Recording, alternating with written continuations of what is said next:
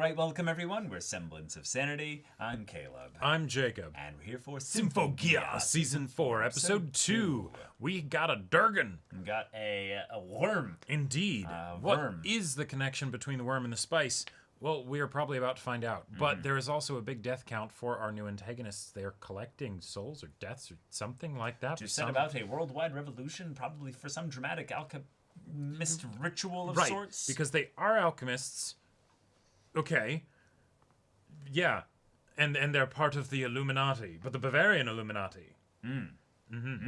Indeed. They've been behind everything. That's right. All along. Yep. So now let's see how Symphogear decides to connect all of this into one dramatic kind of antagonistic direction until we go towards the end of the series, basically. Exactly. Yep. Cool. So, all right, y'all, without further ado, let's get into this. All right, everyone, now be sure to go check out the reaction portion of the video in the description below, then come back here for the discussion.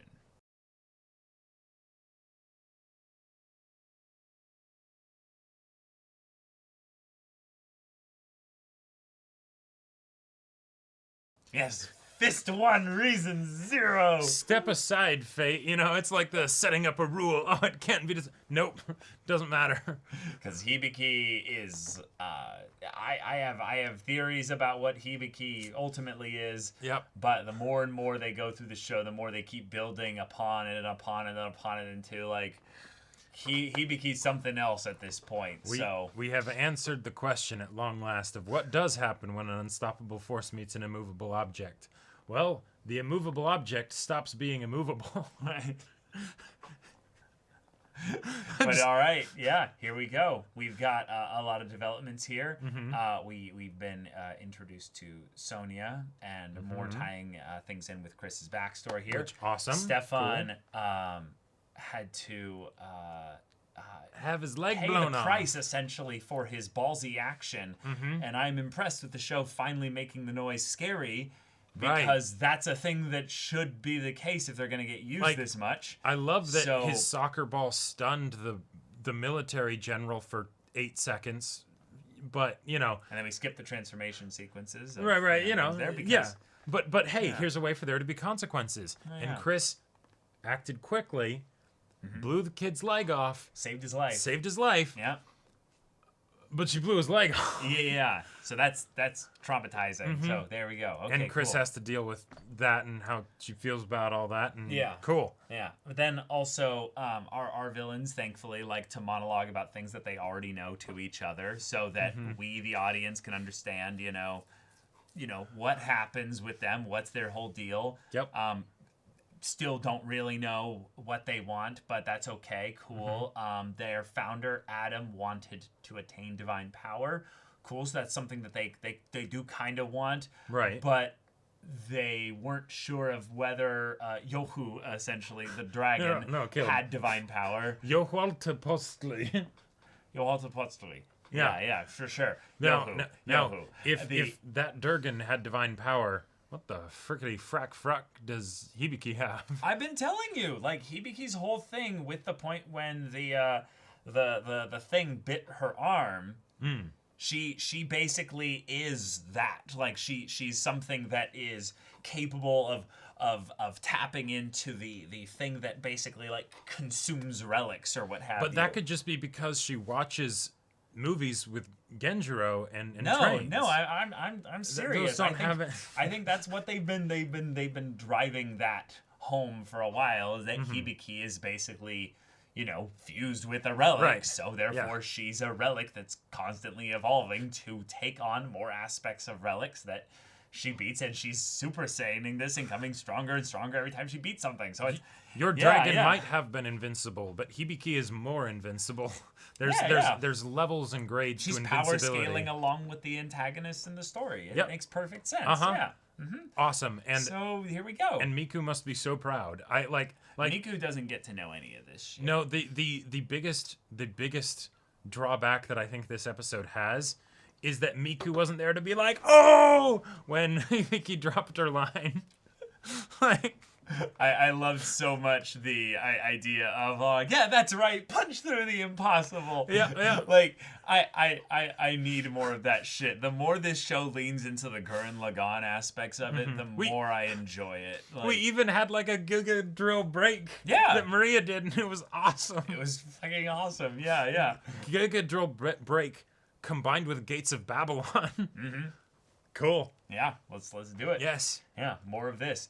Having the link her thing still getting brought up, but they always have just enough to send them into the situation so that they can immediately lose it like 6 seconds later. It's just a thing that I've never fully clicked with. I'm fine with them constantly having it as a thing to bring up that it's a thing, but then of course, we got to have them be able to then, oh no, it's running out. But no, then something happened with Maria there. There was this blue electricity that went over, and then she kept going. That feels like it might be some foreshadowing for that same kind of like divine stuff, Who knows? Who knows? At this point, I've basically given up on trying to figure out whether or not they want to have limitations or not in this story. But you know what? Then Hibiki shows up and is like, nah, fuck limitations. Exactly. That stuff is boring. Right. That requires actual, like, numbers and shit. You need to... I just write the sideways 8 and just punch. There we go. It's that whole fate thing of, like, you set up the rules so that you can immediately break them and just show how cool it is, right? That attack rewrites causality. It's like, well, sorry, buddy, But, here we are. Yeah, we used a train to get away from the that's right. The dragon worm. That was really cool. Coming full circle on the train from the beginning of season 2, and how that was used, right? Before they were destroying trains, and now they're using them for getaways. It's perfect. Okay. Yeah. Okay. No, it's a very pointed connection, Caleb. Yes. Go on. Yeah. But on the other side of things, we now know a little bit more about what this one-eyed Hibiki-looking thing is. Very mundane from the description that was given. But it's not. It's named Tiki, which is all in itself the whole thing there, which we could get into. But then the idea that they called it the astronomical observational tool. So that whole thing of like the Cyclops eye and everything is just like, oh yeah, I'm a telescope. I'm a really fancy telescope. But that's the other thing. Calling a being that looks like Hibiki, that's clearly it might just a be relic. the haircut. No, Jacob, I don't care. It's a person. The point is it's being called a relic and a tool. Again, driving home the idea that Hibiki is at this point more relic than human, therefore giving her the reason as to how she can then theoretically attain divine power. No, you're overthinking it. It's just Miku's love and main character power. I'm sorry, I'm looking at literally anything I can find that pulls a world-building link to things here, and I feel like this is actually being set up rather well. So one way, if they did want to have there be a very direct connection between the two of them, Tiki was shown 400 years earlier, which that's cool to know that that's the kind of timeline stuff that we're dealing with. These people really have been around. They're immortal. Yeah, they're immortal. They've been around for pretty much forever. They casually talked about having to deal with Fine. Like, oh yeah, so we fought Fine. Which by the way, we lost, but it was right. Yeah. That as far as like Symphogear coming up with the ways that they can basically work new character designs into things, Oh yeah. That was pretty great. Like that was a dope pirate outfit. I just gotta say, like just casually having cutlasses just hanging up like, Gilgamesh style, right. With pink lightning arcing from them. I'm like, yes, fuck yeah. Yeah, I want that. We need to advertise for the model for the for the figurine before we make it, but it's gonna sell so much. But it's not even advertising. It's just gauging. It's like what was the audience reaction? Should we make this? Yeah, should we? Because we will. Right. We'll make the shit out of this if you want. But, exactly. We don't know if you guys want that. Are you guys still into Fine? You guys like Fine? We have 6 different alternative designs for each character so that we can gauge which one is the most popular, and then Oh man. I would love though to actually have a moment where we understand a little bit more as to when alchemists actually do take damage, because the big hits, that they did there were like completely negated, like nothing. But then randomly, a little blade snuck through, I guess, the barrier and cut one of them. See, it's the thing of anime thing of, and just, well, a lot of stories in general, not just anime. Bludgeoning damage doesn't exist, right? You know, if you're not an opportunity to walk out of an explosion unscathed, it's cool, right? But then I'm like, no, right? Yeah, it's I can't get attached to these fights, right? If nothing matters, but then arbitrarily things do matter. But it's cool. It's cool, Caleb. I would have loved to just see a barrier for it, at the very least, of like, oh, they put up a barrier. I'm like, okay, cool, but I mean, we had it established that they had barriers, you know. Sure. I guess they were broken earlier, but we got pole vaulting a big ass airliner, some kind of 737 that or something, straight out of season 3's premiere. Yeah. You know? Like, I'm like, yes. Like when they were like, ridiculous. Split up. I'm like, okay, that feels a bit excessive because we just need to take out the noise. Oh, we need to stop the. Oh, okay, cool. They're gonna like Superman like carry the plane. Yeah. Awesome. Wait, why are they split? What would they get from splitting up? Okay, you make some wheels. All right, that's cool. Yeah, Shirabe has wheels. Cool. You know, it's basically just a big set of yo-yos. Wait, what's the pulp? Oh. Like, just see. This is the reason why, and this is something that I really love about the rule of cool, personally, in Symphogear especially, is that they show it constantly, over and over again. They go to painstakingly, lovingly, like, just wonderful detail to showcase the rule of cool. I would love to actually see that with the antagonist for once in a goddamn while. Oh, no, yeah, that's a good point. But every time they want to go rule of cool with the antagonist, they're just like, we just don't show anything. It's just the boring way out. It's building up that they're powerful. Right. But it's not building up their style. Yeah. And that's... So I don't care. No, right. Like, imagine if we had something... Because going back to, like... season 2, the thing that made us so invested in the antagonists is that we really could see them being protagonists. And so if we ended up seeing the villains doing shit like this where they're lifting planes, and maybe it's not to save people or whatever, so there's less reason for it, but it's like if they do that as some way to set up some ridiculously convoluted attack, right? Because they're like, well, Hibiki just punched the shit out of our invincible god-level dragon. The next episode can be a really good example of that. So let's just they're hope alchemists. That they do that stuff there. They smart this out and figure out how to. But that's the thing. I don't see them ever being like smart. They're just like, I have an ultimate summon. Go ultimate summon. Right. You know? Oh no, it was defeated. Right. Well, I can't help my summon either. I don't use my abilities when that thing's going out either. I just sit there and go, oh, what? But I gotta say, even if the dragon is Yohualtepotzli is I'm calling just it Yohu. I mean, yeah, that works. Yohu. Yeah. Even if Yohu is just dead at this point, like dead for good, like killed when it died. It doesn't rewrite causality. Right, exactly.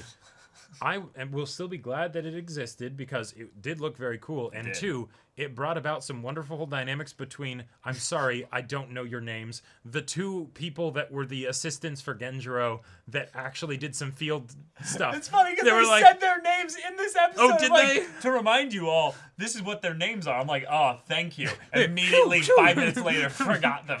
Right. But just them being like, oh, fuck, we almost died. Like just how do we deal with all this shit? Like, needing to be carried piggyback on the 2, like tiny little girl characters as they go jumping down cliffs and stuff. That was wonderful. It's yes. like, yes. I do like seeing, though, that's a big positive here, is that the civilians, the non-Symphogear users, are shown to be in dire straits constantly already in the 2 episodes of this season we've got thus far, which is very cool. Yep. Because I like our girls having to be heroes in the way that makes them have to sacrifice winning the battle against the antagonist in order to save a bunch of people in a big plane. So that's actually kind of crazy if you think about it. Yeah. So in this episode where we had Punch 1, Fist 1, Reason 0, Invincible, I'm right here. What are you talking about, right? We also had, shit, the practicality, you were going to disintegrate, so I made the hard decision in the split-second spur of the moment to shoot this kid's leg off. And now I need to grapple with the emotional implications of that, because even though they're like, thank you for saving him, you still took off his leg, and we don't know how to feel about that. And this is how we reunite. Yeah. And this is how we reunite. It's not exactly how we would want it. It's just like, oh God, that's so much like serious emotional like turmoil that's going on amidst at the same time having all of this stuff. And I feel like that's one of the things that I love the balance of the cast in general in this show, because they complement each other very well. But I think that's one of the things that makes Chris in particular one of my favorite characters, not just because she has the mordaka, but because we get serious stuff like this that we don't. Well, no, we actually have been getting it quite a bit recently with the other characters, so it makes sense that it's sort of Chris's turn. But it is kind of Chris's turn. Yeah. But okay. Right. Okay. Yeah. Let's have more of this. And they gave each of the 3 Illuminati members like one line to kind of use as their like their throwaway thing of their immediate kind of little bit of characterization. Do what's most fun, and I refuse to like. Yeah, I want to be honest with myself, and no one should be oppressed, and it's like, okay, all right, let's go more into that, because if you're immortal beings, you guys should be the most interesting theoretically of antagonists we've ever had. You've other than had a Fine. lot of lot of time to come to whatever your outlook on life is, so it should feel like you've had a lot of time to plan this, right. The this idea isn't just spur of the moment, right. The idea of them like struggling with like, now I'm going to be honest with myself. I'm like, well, so that was the one that I actually liked the most, because it's the I probably decided this a long time ago, and this is my mantra moving forward, so I'm not going to deviate from that. Yeah. Then the next most interesting to me is I just do this to have fun. Okay, cool. That is a characterization, but it's not something that feels particularly compelling to me. And then after that, it's no one must be oppressed as I slaughter civilians. It's like, it's very logical. You never, in your minimum 400 years of existence, you never ran that past the classroom of 5-year-olds to like, yeah. But but whatever, writing Immortals is hard. So, all right, here we go, y'all. Thank you so much for watching this episode's reaction and discussion. If you want to see the next episode's reaction and discussion right now, though, go check out the link in the description below for our Patreon. You can get an early access there. You can watch full-length timer reactions there, and all this comes with Discord access, so you can chat with us in the community there about this show, about anime in general, and also be sure to check out our Twitch channel. We stream every weekday. The info's in the description. Yeah, so if any of that interests you, we'll see you there. But until then, we're Semblance of Sanity. I'm Caleb. I'm Jacob. And we'll see you all next time.